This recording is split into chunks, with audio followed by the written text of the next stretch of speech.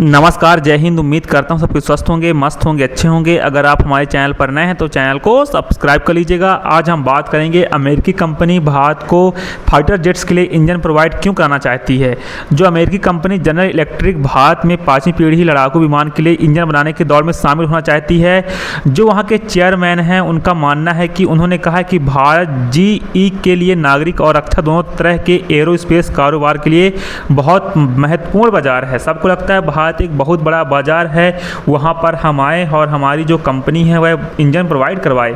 हम इसमें बहुत रुचि रखते हैं। इसके लिए उन्होंने स्वदेशी तेजस विमान के लिए 404 इंजन बनाने का उदाहरण दिया है और उनका मानना है कि भारत और अमेरिका के बीच बहुत मजबूत रिश्ता है। और साथ में जो 5वीं पीढ़ी के स्वदेशी लड़ाकू विमान के पंख देने की तैयारी, जो पिछले महीने ही भारत ने 5वीं पीढ़ी के स्वदेशी लड़ाकू विमान को तेज़ी से बनाने की योजना का ऐलान किया था और यह घोषणा पाकिस्तान के खिलाफ चले ऑपरेशन सिंदूर के कुछ दिनों बाद आई थी। रही बात इस विमान का सबसे महत्वपूर्ण हिस्सा है इसका शक्तिशाली इंजन होना, और इसे बनाने के लिए भारत किसी विदेशी कंपनी के साथ मिलकर काम कर सकता है। माना जा रहा है कि इस काम के लिए जो GE को सफरान और रॉल्स रॉयस जैसी कंपनियों को टक्कर मिलेगी। आप लोग सोच सकते हैं, इस काम के लिए जो GE को सफरान और रॉल्स रॉयस जैसी कंपनियों से उसको टक्कर मिलेगी।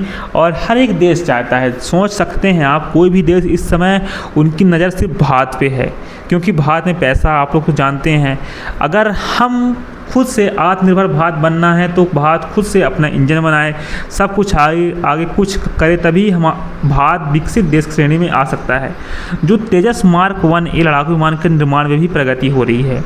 आप लोग तो जानते हैं कि मार्च GE ने 99 F404 इंजनों में से पहला इंजन HAL को दिया और यह डिलीवरी लगभग 2 साल की देरी से हुई थी। और कल्प ने कहा था हमारा यह इरादा है कि, और हमने यह सबको बता दी है कि वे अपने सप्लायरों के साथ मिलकर काम कर रहे हैं ताकि वे ज़्यादा इंजन बना सकें।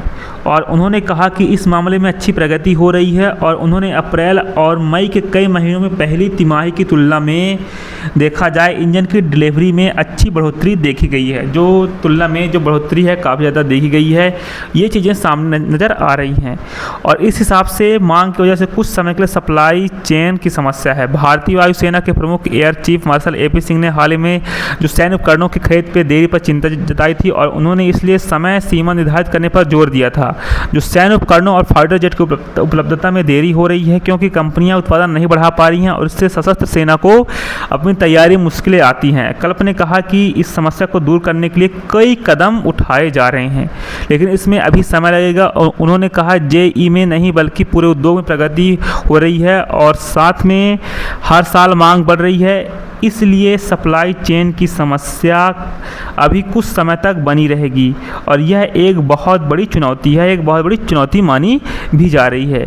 साथ में आप लोग तो जानते ही हैं कि GE भारत में नागरिक विमानों के इंजन के लिए एक मरम्मत और रखरखाव सुविधा भी स्थापित करना चाहता है। उनका मानना है कि यह सुनिश्चित करना चाहते हैं कि बाज़ार में इतना काम हो कि उस सुविधा में निवेश करना फ़ायदेमंद हो। और भारत में 1400 से ज़्यादा इंजन चल रहे हैं और ये इंजन छोटे और बड़े दोनों तरह के विमानों में लगे हैं। जो GE को लगभग 2500 और इंजनों का ऑर्डर मिला हुआ है। और कल्प ने कहा है कि इन आंकड़ों से पता चलता है कि भारत GE के लिए एक बहुत ही महत्वपूर्ण देश है। जो GE है उसके लिए हमारा देश बहुत ज़्यादा महत्वपूर्ण है, क्यों ना, उसको पैसा बेनिफिट मिल रहा है तो इसलिए महत्वपूर्ण है। सब लोग यहाँ पर मार्केट करना चाहते हैं। तो दोस्तों, उम्मीद करता हूँ वीडियो आपको पसंद आई होगी, ना भी आई होगी तो आप लोग एक मिनट कर लीजिएगा। धन्यवाद। Take care yourself. जय हिंद, जय भारत। 2025 सिर्फ आपका है। 2025 में आप किसी भी एग्जाम की तैयारी कर रहे हो, आपको all the best of hard work. 2025 को आप फोड़ दीजिए। जय हिंद, जय भारत। मिलते हैं हम आपको नई वीडियो पर। धन्यवाद।